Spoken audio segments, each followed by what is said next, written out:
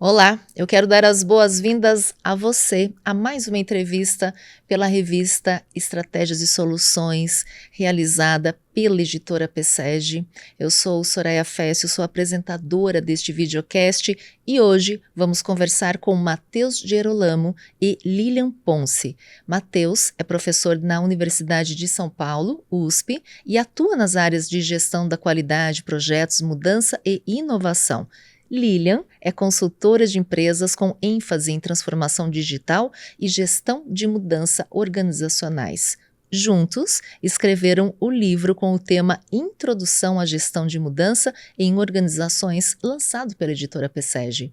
Nessa nossa conversa, vamos abordar sobre o tema Gestão da Mudança e Inovação e descobrir os desafios e os benefícios da implantação desta nova consciência dentro das organizações.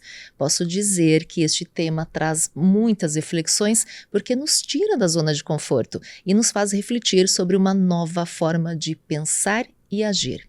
Sejam bem-vindos. Obrigado. Obrigada. Eu resumi um pouquinho da profissão de vocês, né? Coloquei aqui o tema, mas eu sei que vocês têm muita história para contar, têm muita experiência, então eu gostaria que vocês detalhassem um pouquinho mais sobre esse papel de vocês, sobre a profissão de vocês. Matheus, podemos começar? Podemos, Soraya. Obrigado, um prazer estar com você aqui no programa.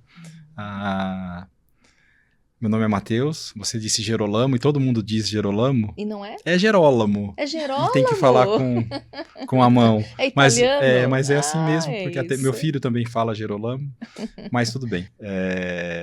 Mas pode me chamar para Matheus, às vezes o pessoal fala professor Gerolamo, Matheus.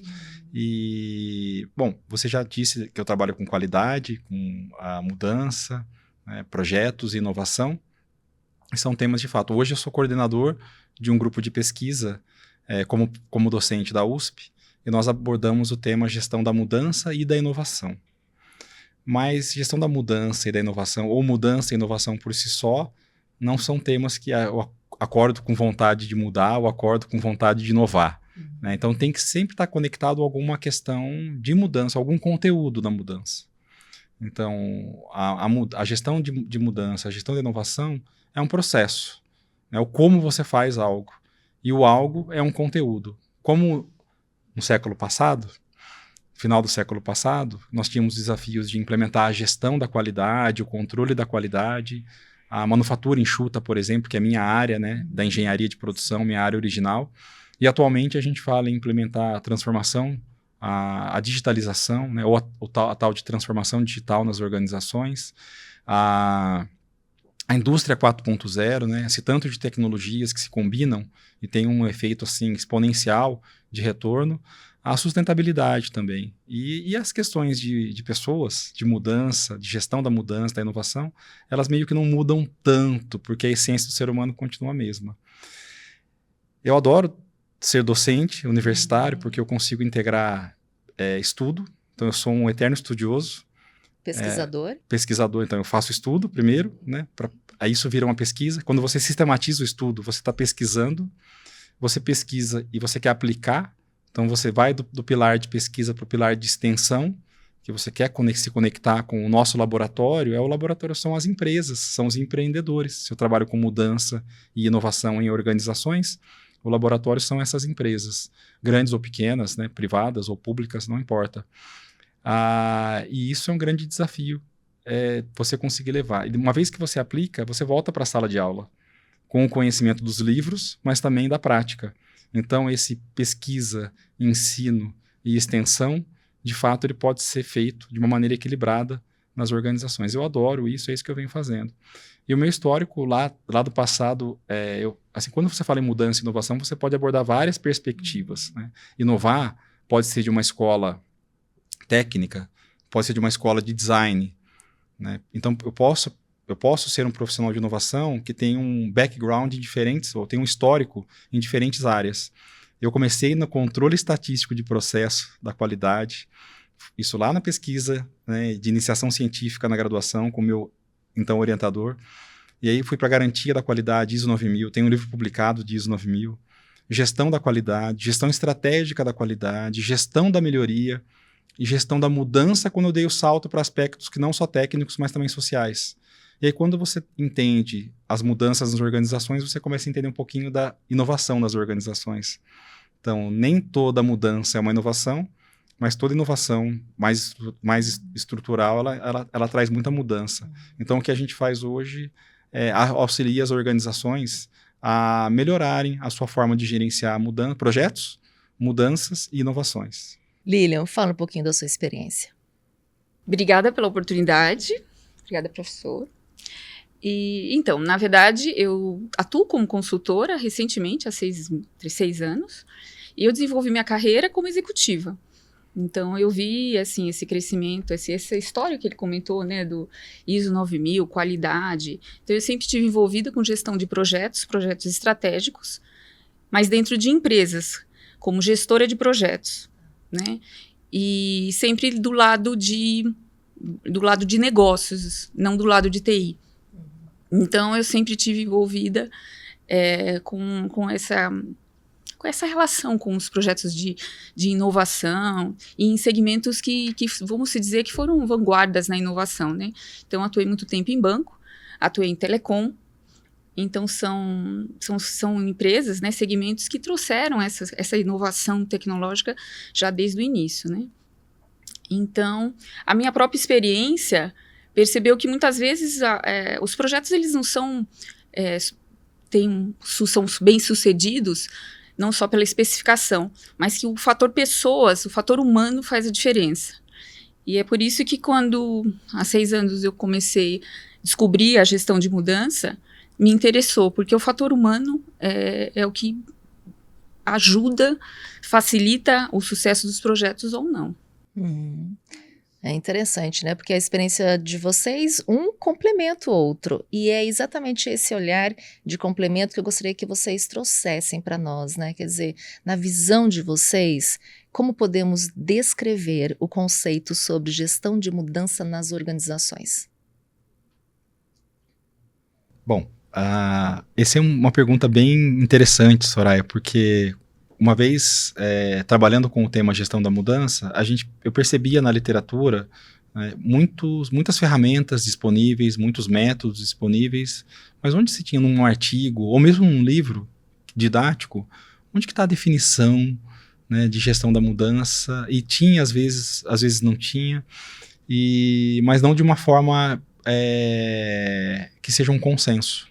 E aí, quando você começa a pesquisar definições, você percebe que tem um aspecto humano, como a Lilian sempre comenta, e ela vai comentar, mas assim, do ponto de vista mais acadêmico, né, o que a gente vem sistematizando, a gestão da mudança, ela pode ser entendida, ela não é a mesma coisa, mas eu entendo como um projeto de transformação, ou seja, você tem um ideal de transformação nas organizações, visando um futuro. Não se fala de missão e visão nas organizações, então você tem uma visão, que é um ponto futuro. Então você vai ter que ter uma estratégia de chegar naquele ponto futuro. Isso é uma transformação. Pode ser uma evolução, pode ser uma transformação mais radical, um pouco mais contínua, mas é um processo de transformação. E isso pode ser feito por projetos. Então a gente tem toda a área de domínio de gestão de projetos, que é mais técnica, mas tem também a questão da mudança, que junto com o projeto, quando bem feita, em qualquer lugar, seja por uma empresa de consultoria, ou seja pela própria liderança que está conduzindo aquela transformação. Quando isso é bem feito, você tem um conjunto de projetos que eles são alinhados e articulados em torno de uma visão. E ao longo do caminho você vai aprendendo a integrar esses projetos ou olhar o desafio que se tem de transformar a empresa em função de uma situação cultural que você tem na organização. Então, eu tenho um conjunto de valores compartilhados na minha empresa. Se a transformação futura ela está alinhada com como eu sou, eu não tenho grandes problemas comportamentais. É meio que aprender como fazer e a gente sai correndo atrás e resolve. Quando a visão futura ela vai um pouquinho de encontro ao que se acredita, em termos de como que eu faço negócio, como que eu me relaciono, como eu percebo o mundo, como eu reajo às situações, como eu tomo decisões. Então, quando a sua visão de futuro vai um pouco de encontro, tromba, aí você tem desafios culturais. Então, a liderança, nesse caminho de gerenciar projetos técnicos e mudanças comportamentais, ela faz essa análise de aderência para saber como eu também abordo aspectos que estão mais submersos na sua organização. Tem coisas que estão na superfície que eu consigo enxergar e tem coisas que estão mais submersas. Então, por exemplo, se a gente fala que quer fazer um layout mais assim aberto, é simples, porque é uma questão de design, né, de engenharia, de arquitetura e de design. É só derrubar as paredes e a gente faz um escritório que é todo compartilhado. Mas quando isso significa que eu vou ter que ter mais compartilhamento de informações, mais transparência, mais visibilidade, mais convívio, mais comunicação. Talvez eu vou perder um pouco do poder porque eu centralizava a informação comigo, ou eu tinha uma questão de status por estar numa sala de diretoria. Quando essa questão superficial tromba com aspectos que eu acredito, aí nós temos problemas na mudança. E aí as pessoas falam, não vai dar certo isso aqui. Tá muito barulho, então volta, vamos fechar de novo. Então, voltando para a definição, é uma definição muito mais ampla. Então, é a gente conseguir fazer os projetos de maneira alinhada em torno de uma visão que respeite ou que desafie a cultura organizacional para que a gente possa sobreviver enquanto organização num mundo que está em constante evolução e cada vez mais rápida. Olha que interessante. E a sua visão sobre o conceito? Eu acho que assim, simplificando, eu sempre eu dou um conceito que eu acho muito simples, é o lado humano das mudanças, né? Então, como o Matheus comentou, né, a gente tem na visão estratégia, no planejamento estratégico, você tem lá, precisa ter, né, as empresas precisam ter a visão onde elas querem chegar com sustentabilidade, com longevidade. Num nível estratégico, isso vem. O que é a gestão de mudança? Você tem esse planejamento estratégico que se divide, né, como ele falou, em projetos estratégicos. E nós, de gestão de mudança, justamente a gente acompanha a implementação desses projetos estratégicos. Então, na minha visão como consultora, o conceito existem esses projetos estratégicos, como é que a gente acompanha, como é que a gente ajuda esses colaboradores, todas essas pessoas que vão ser impactadas nessa jornada para conseguir implementar esses projetos estratégicos. Existem projetos estratégicos que são de longo prazo, que impactam muitas pessoas. Existem projetos que são com uma abrangência menor, um impacto melhor. Mas, de qualquer maneira, sempre o papel do gestor de mudança, do consultor de mudança, ou de quem está fazendo a gestão da mudança, é justamente observar e acompanhar, e através de métodos e ferramentas, conduzir as pessoas durante esse projeto de mudança. E eu vou mais além, né? Até comentei com o Matheus, né? Eu digo que a gente tem a preparação do terreno para a mudança, aí a gente tem o que a gente chama de Go Live, que é a implementação do projeto, aí todo mundo comemora, só que não acaba aí. Porque o que acontece? As pessoas precisam a gente já tem um processo de aprendizado, né? De aprendizagem. Então, a partir da implementação, para a gente adotar aquela mudança, tem um tempo. Então, também a gestão de mudança inclui toda uma metodologia, ações de sustentação dessa mudança, para garantir que essa mudança seja permanente, né? Porque senão ela implanta daqui a pouco. E outra coisa que eu costumo até dizer para o meu filho, né? Que nem carteira de habilitação. Você tira a carteira de habilitação, você não sai dirigindo, né? Tem um tempo. Isso. Então, a gestão tem uma adaptação. Então, a gestão de mudança ela também vai além do processo de implementação dos projetos estratégicos. Então, eu diria que é um conjunto de abordagem, um conjunto de metodologia, um conjunto de ferramentas que facilita essa jornada de transformação. Em termos de conceituais, seria isso. Sim. Agora a gente fala bastante da mudança de gestão, né? Mas como que a gente pode associar o tema inovação junto à gestão? A inovação, como eu disse, é um tema bastante amplo. A resposta, certamente, Soraya, vai depender de qual é o histórico de quem está respondendo, né? Bom, a gente pode pensar em inovação tecnológica, né? E aí vai ter um componente técnico mesmo, por conta da formação. Então, seja alguém da área de química, né? Quem é da química vai inovar, né? Nos seus desenvolvimentos. Quem é da matemática vai inovar, né? Ciências básicas, tem física, engenharias tem potencial para inovação. Então, cada um vai ter o seu viés de inovação em termos de produto. Quando eu trabalho com o tema gestão da mudança e da inovação, nós estamos mais preocupados com o processo de gestão da inovação. Porque a inovação pode ser um ato de sorte, né? Assim, a gente teve uma ideia e por um acaso surgiu. E tudo bem, eu posso ganhar dinheiro com essa inovação, posso ser bem sucedido. Mas ela vai ser uma inovação para a vida toda? Ou vai ter uma vida curta, né? Ou não tão longa? E para isso a gente tem que ter capacidade de inovação. Né? E a capacidade para mudança e capacidade para inovação, né? Quando eu olho do ponto de vista de comportamento para mudar ou comportamento para inovar, elas estão associadas. E aí acho que é aí que as coisas se relacionam. É como você cria processos na sua pergunta, para que eu possa gerenciar a inovação. Então não adianta ter uma ideia inovadora e ela dar certo, se eu não sei como eu cheguei nessa ideia. Então eu tenho que ter mecanismos, processos, para que eu possa ter muitas ideias e algumas dessas ideias elas tragam um resultado, né, de valor para aquele que está usando, né, o resultado dessa ideia. E isso a gente aprende. Então não é uma questão de eficiência, todo processo tem que ser eficiente. Mas aqui a gente está buscando mais o sucesso de inovação e que as poucas ideias que sejam bem-sucedidas, que elas paguem todo esse investimento que a gente tem no processo. Então, desde lá do funil, né, de inovação, como o pessoal gosta de chamar, né, onde você está capturando, escaneando.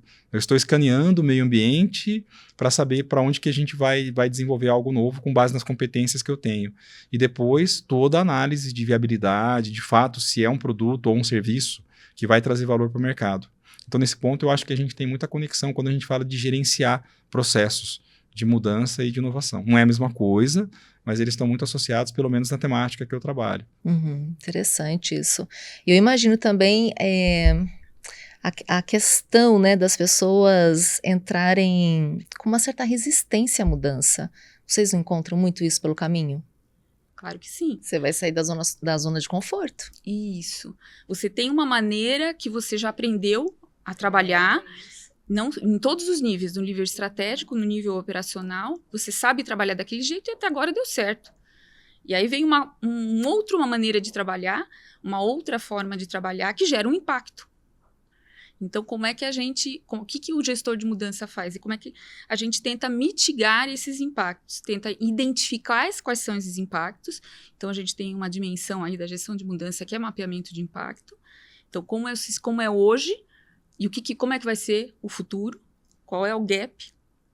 Como é que é esse impacto? E como é que a gente quais são as ações? Como é que a gente pode mitigar? A gente usa esse termo, né? Minimizar, facilitar essa jornada de transformação. Então, é aí que a inovação conversa com a gestão de mudança, né? A inovação vai implementar, a inovação tecnológica vai inventar uma nova ferramenta, uma nova plataforma, um novo modelo de negócio. E a gente de gestão de mudança vai ajudar esses colaboradores, essa empresa, nessa transformação. É isso. E esses colaboradores, você começa trabalhando com um líder, por exemplo, na resistência dele ou na visão dele? Ele seria a principal peça? Principal não, né? Mas seria o início de uma peça? Uma peça importante, eu diria. Eu acho que o primeiro passo que a gente, como o Matheus comentou, né, tem os projetos estratégicos, tem um alinhamento. Então, a primeira coisa é entender qual é o cenário desse projeto, né? Qual é o alinhamento, o propósito. Por que a gente está fazendo essa mudança? Né? Então, aí a gente trabalha com conscientização, com o awareness. Né? Então, qual é o primeiro passo? É entender qual é o propósito, quem são as pessoas impactadas, as áreas impactadas, que a gente chama de mapeamento de stakeholder. E aí, o principal stakeholder, que é importante de ser mapeado, é dentro das áreas impactadas, quem é a liderança, né? Porque essa liderança é que vai fazer, tem um papel relevante dentro dessa mudança toda. Nós temos praticamente 4 pilares para essa mudança cultural e comportamental? Sim, quando a gente trabalha com consultoria, a gente trabalha os 4 pilares, como eu te falei, né? A gente primeiro faz um diagnóstico, e depois a gente já trabalha com engajamento de stakeholder, que principalmente o principal stakeholder é os líderes, mas você trabalha com todos os tipos de pessoas que são impactadas e monta um plano de ação para engajá-los, mobilizá-los. A gente trabalha com uma outra dimensão, que é a comunicação, que é o segundo pilar, que eu acho importantíssimo. A comunicação, ela deve permear o projeto desde o início, né?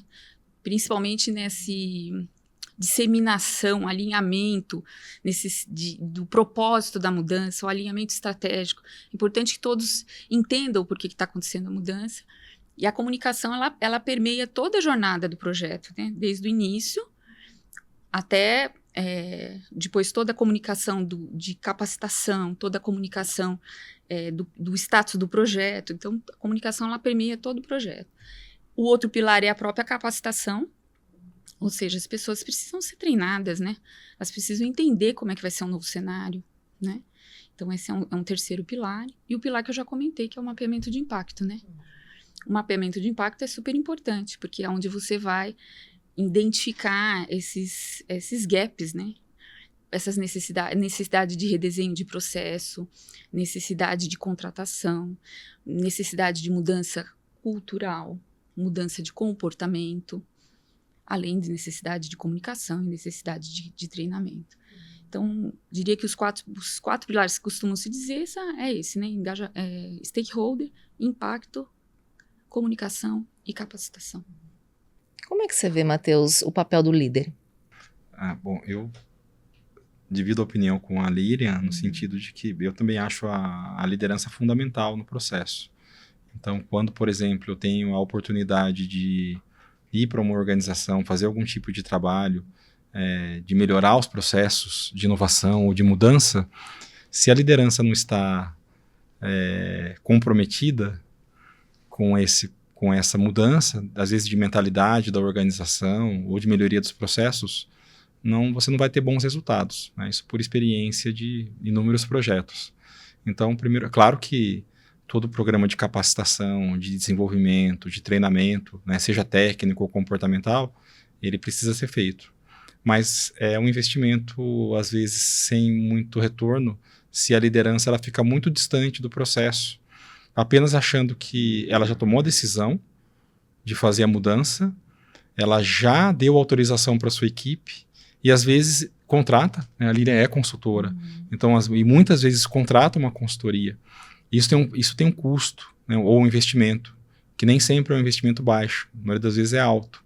Então, na cabeça da liderança, às vezes, ela se sente tranquila de que, olha, a equipe tem autorização, eu trouxe uma competência externa, portanto as coisas vão acontecer. Mas se ela não compreende o que está de fato se mudando na organização, ela corre um sério risco de não só de não apoiar com exemplos, mas de dar exatamente o contra-exemplo, por não entender o que significa aquela mudança. E a gente estava até conversando, né, aí entre o almoço e a chegada até aqui ao estúdio, da importância dessa liderança estar próxima e conhecer, porque vamos falar hoje em dia, o que a gente tem em termos de temas que são importantes para a sociedade, portanto as organizações veem como algo que eu tenho que implementar. Sustentabilidade é um tema. Isso pode envolver projetos de mudança e às vezes são mudanças culturais, porque a organização ela não tem a cultura do cuidar do meio ambiente. Ou gestão da diversidade, né? É um tema que isso é cobrado pela sociedade e algumas querem colocar nos seus relatórios, nos seus indicadores, que eu tenho políticas de apoio à diversidade, né? Que é uma questão social. Então, eu falo do ESG, né, eu quero ter uma governança que cuide do lado, além de conseguir retorno financeiro, cuide do lado social e do lado ambiental. Mas se eu não entendo quais são as mudanças que estão sendo propostas, a liderança ela vai jogar contra isso, né? Por exemplo, não apoiando uma iniciativa, né, ou pedindo para cancelar aquela iniciativa, porque ela não vê aquilo como algo que faz parte do dia a dia da organização. Quando, na verdade, o que está sendo proposto lá é uma diretriz, diretriz clara de melhoria ambiental ou de melhoria social. Então, isso é muito... Assim, se não tem isso, eu diria que é difícil a gente continuar investindo naquele projeto, né? E tem que conversar com a liderança. Alguém isso que eu ia tem que ter esse perguntar. papel. E como resolver essa é uma boa pergunta. Você quer começar? Reflexão, essa resistência? Essa é uma ótima pergunta. Eu acho que o líder tem um papel de inspirar, né? Eu acho que todos nós tivemos ao longo da vida diferentes líderes na nossa vida, né? Não só líderes corporativos, cada um com perfil. Mas líderes, assim, pessoas que nos inspiraram, né? E essa liderança, às vezes nas empresas, ela não é só hierárquica, né? Mas e aí é como o Matheus falou, né? O líder pode ser catalisador e inspirar a favor, ou ele com o próprio exemplo, com o próprio comportamento, ele pode ser a resistência, né? Agora, como que a gente mitiga isso, né? Eu acho que sempre tem a questão da coalizão do patrocínio, né? Então, sempre o a liderança estratégica precisa estar alinhada, e aí, infelizmente, tem que ser de cima para baixo, né? Porque se você não tiver esse alinhamento, é muito difícil você conseguir executar, né? Como é que você mitiga isso? Eu acho que é através mesmo da conversa e das diversas... eu acho que primeiro, assim, como é que você identifica isso, né? Porque muitas vezes isso é uma coisa meio, assim, omissa, né? Por debaixo do pano, não é declarada. Né, você pode falar, olha, concordo com os valores de diversidade, eu concordo, acho isso o ISD bacana pra caramba, né? E no seu dia a dia você não se comporta desse jeito. Com a sua equipe você não se comporta desse jeito, né? Então, aí é uma questão mais intrínseca do comportamento daquele líder, né? Então, às vezes precisa de um trabalho mais pontual. Né? E indo um pouquinho complementando, né, essa questão da liderança, esse é um assunto muito extenso, mas tem vários perfis ou vários estilos de liderança, né? Um dos que eu gosto é a liderança autêntica, né? E a autenticidade significa que você, de fato, não que você saia falando tudo que você pensa. Sim. Né? Isso aí não é bem disso que se trata, mas é aquilo que você fala, de fato, é algo autêntico. Né? Tem coisas que eu não posso falar por várias questões. Isso é normal nas organizações, mas aquilo que eu falo é algo que de fato eu acredito e eu penso. E esse é um estilo de liderança, a liderança autêntica. E acho que um ponto, em dias de tanta turbulência, né, em épocas, né, de tantas turbulências, é muito difícil aquele perfil de liderança que ele tem que ser, ou ela tem que ser 100% correta, né, conhecer todas as respostas, né, para todas as perguntas e sempre decidir. Então eu acho que essa questão do estar e ser vulnerável é cada vez mais, eu tenho que me sentir bem em ser vulnerável. E com isso eu baixo um pouco a guarda minha como líder, né, se eu for o líder no caso, e permito que a equipe traga coisas para mim e perceba que eu não tenho resposta para tudo. E o trabalho colaborativo vai começar a acontecer mais. E eu me dou ao direito de dar um passo errado, volto, né, porque eu estou vulnerável, reconheço o erro, e aí você começa a ganhar confiança. Então, a confiança é fundamental para que você possa ter inovação e mudança nas organizações. E a liderança que vai instituir essa cultura de um ambiente com transparência o tanto quanto possível e com confiança. Né? E a autenticidade, eu acho que ela faz parte desse processo. E será também que a empresa não poderia ajudar com uma rede de apoio, por exemplo? Eu acho fundamental criar rede de apoio. A gente chama, às vezes, essa rede de apoio de agentes de mudança, né? Eu acredito muito nisso, como eu comentei, né? A gente tem um processo antes da mudança, por exemplo, projeto estratégico. Você tem a preparação para aquela implantação, depois você tem a implantação em si, que é onde implantou, e depois você tem a sustentação. Quando você tem uma rede de apoio, é como se, eu costumo dizer que é como se fossem vírus que estão inseminados em cada área.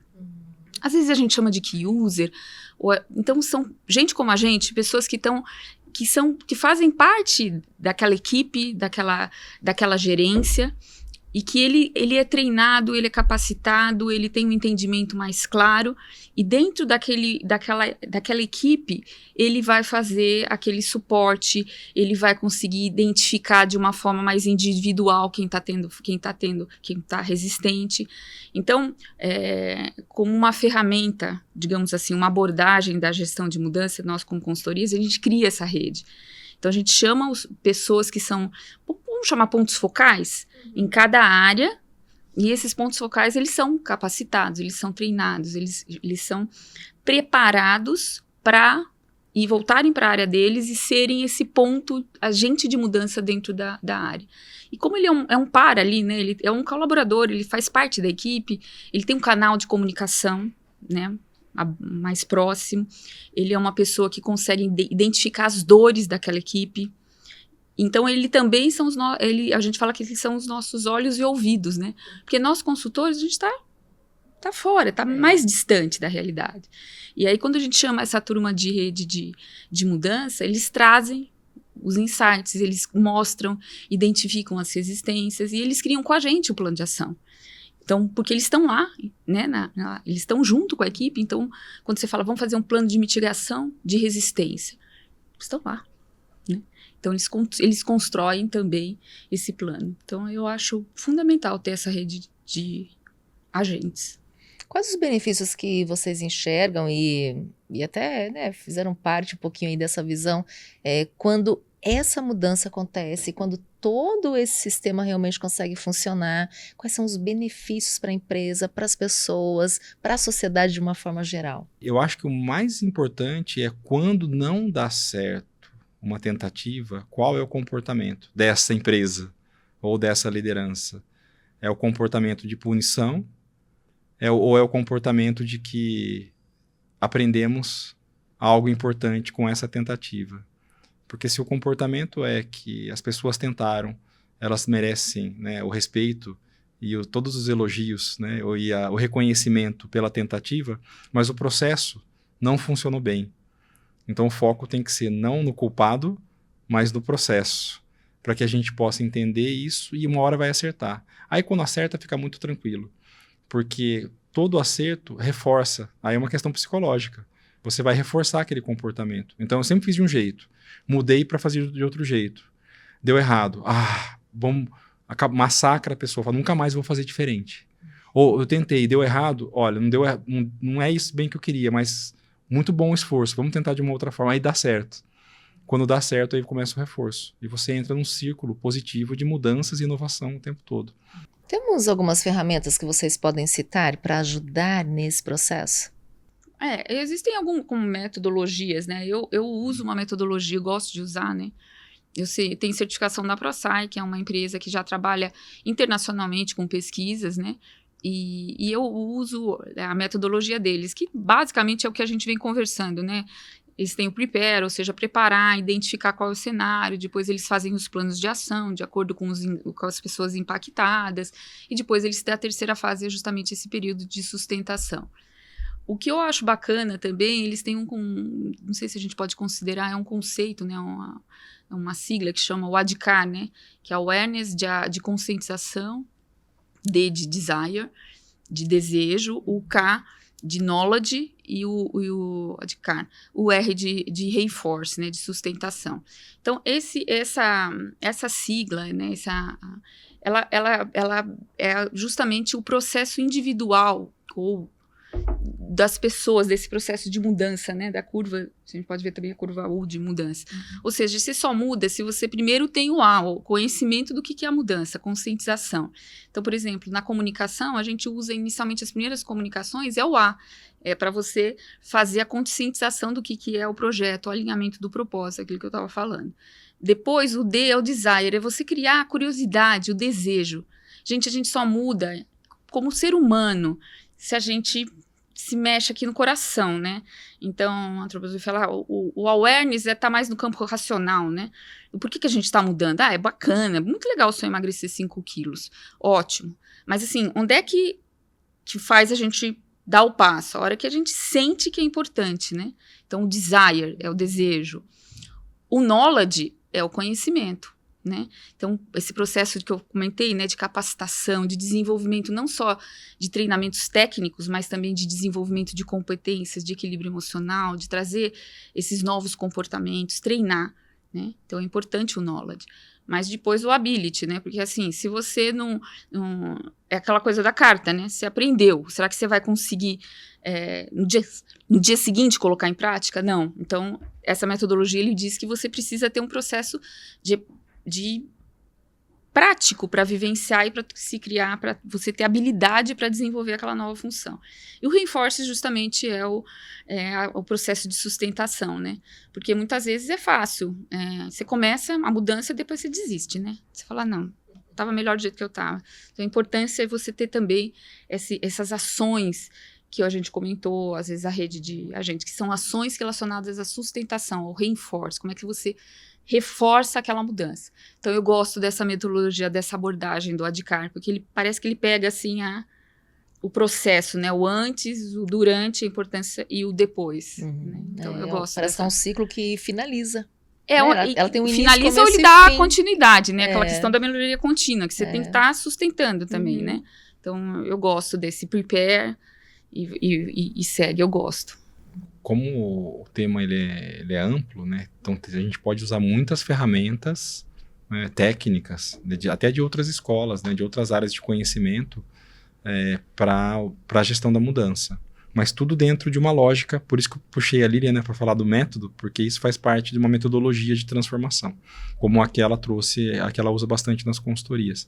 Mas como exemplo de ferramenta, né, já foi falado aqui, a Lilian comentou da importância de mapear as partes interessadas, né, a gente fala stakeholders, mas as partes interessadas. E tem técnicas para esse mapeamento, né? Alguns gestores, gestoras, né? Algumas gestoras já têm ou a experiência, ou uma habilidade social de fazer a leitura, né? Então isso já fica um pouco mais intuitivo.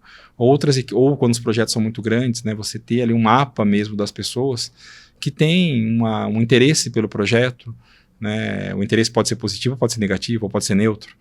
Ou que tem um poder organizacional de continuar apoiando aquele projeto, ou falar, não, esse projeto não é o que a gente quer. Então, esse mapa de partes envolvidas, interessadas, engajadas, né, ou não engajadas, é importante.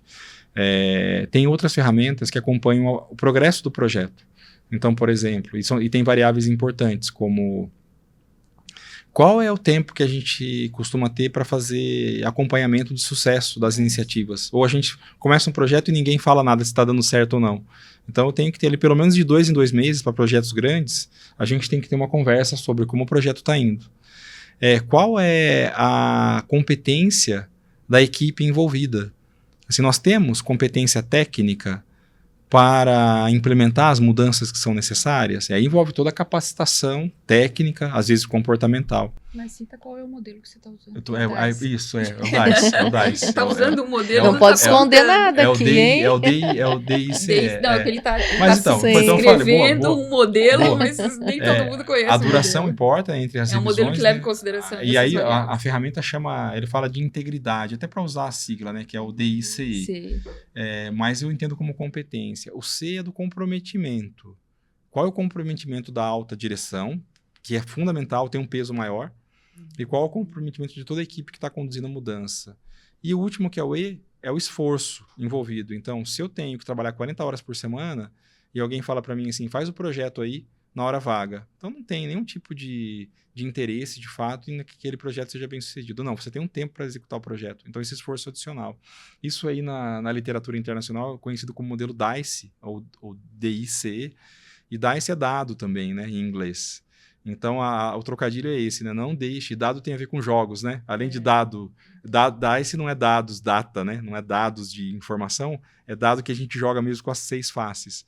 Então, o trocadilho é não deixe os seus projetos à mercê da sorte, né? Então, use o DICE como uma ferramenta de acompanhamento de projeto, de acompanhamento de sucesso de projeto. E você consegue pontuar, tem informação quantitativa. E aí você acompanha a pontuação em vários... de acordo, e aí vai vendo... E a última abordagem, que daí são várias ferramentas que a gente pode ter, é mapear e entender a cultura de uma organização. Então, a gente pode entender a organização com várias tipologias. É possível falar, olha, essa organização aqui que a gente está tem um tipo de cultura. Qual é? É possível mapear de maneira quantitativa, de maneira qualitativa. Uma vez que eu compreendo a cultura, eu consigo entender se ela está adequada às demandas de presente e de futuro.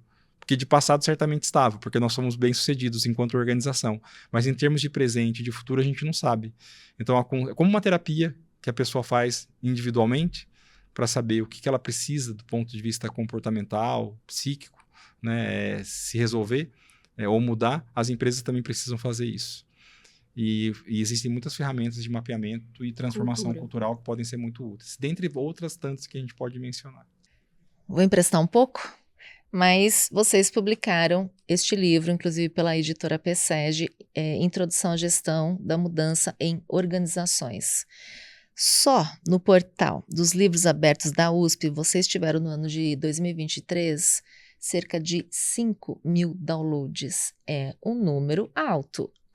Assim, na opinião de vocês, né, a que se deve esses downloads e o que motivaram vocês exatamente a escrever esse livro? Eu posso começar? Porque, claro, você que motivou. Bom, eu acho às vezes a gente tem sorte de escolher uma temática, né, na vida. E é o tema que eu escolhi trabalhar. E a Lilian trouxe no começo da entrevista a questão da nossa experiência. E às vezes há casos de insucesso. Você perguntou de casos de sucesso, mas por que não está dando certo? né? E aí que veio a motivação de estudar a gestão da mudança e os componentes que vão auxiliar a aumentar o caso de sucesso. Isso já tem alguns anos. No caso da Lilian, no meu caso também. No meu caso já são 15 anos para mais, né, de estudo desse tema. Isso a gente está falando de ainda numa fase pré-quarta revolução industrial. Agora que a gente vive esse boom de informação, de conhecimento, de mudança o tempo todo, esse tema fica cada vez mais relevante para as pessoas. E eu tenho uma tese de livre docência, que é um documento muito mais amplo, né, cheio de detalhes, e aqui a gente reuniu. A Ana Carolina Bertassini não está aqui com a gente, mas é coautora, né? Então, 2 agradecimentos especiais, aproveitando o momento da entrevista. É a Ana Carolina, né, que foi minha pesquisadora lá de doutorado, né? Atualmente ela faz um pós-doc na Suécia, e ela é uma peça-chave aí em todo o trabalho do grupo de pesquisa. E a Lilian, quando veio fazer o curso com a gente de gestão da mudança, que veio uma pessoa com perfil de mercado, que a gente busca integrar, né, os acadêmicos e o pessoal com perfil de mercado, entendendo que, como muitos países, né, não é uma questão de ser acadêmico ou ser praticante, né, ser da indústria, é que as duas coisas podem se somar, né? Um doutor, uma doutora pode fazer um bom trabalho na indústria, não precisa ser necessariamente um acadêmico na universidade. E a Lilian, então, né, o agradecimento também pela parceria, e a editora PSEG, que comprou a ideia do livro, né, e a gente tem esse sucesso, acho que pela temática, né? Além de ser um livro muito leve, assim, a gente falou muita coisa já aqui nessa entrevista, e muito do que nós falamos aqui está no livro de uma maneira simples, porque é uma leitura leve, mas a partir daí tem muitas outras referências que as pessoas podem seguir. Quero agradecer aqui a presença de vocês, agradecer a nossa conversa, muito reflexiva e com certeza inspiradora. Nós é que agradecemos. Obrigado, Gratidão. Soraya. Foi um Obrigada, prazer. Soraya. Foi um prazer mesmo recebê-los. Essa nossa conversa fica por aqui. Aproveita, compartilha esse link, essa conversa aí com outras pessoas. Tenho certeza que com essa ação você também vai ajudar a impactar e a refletir de forma muito diferente aí, seja na sua organização, seja aí dentro do seu ambiente de convívio. E comenta com a gente também o que vocês acharam. Pode sugerir temas, estamos todos abertos aqui para que juntos a gente possa construir um mundo cada vez melhor. Essa nossa entrevista pela revista IS Estratégias e Soluções fica por aqui, mas a gente volta com mais conteúdo para vocês. Até lá!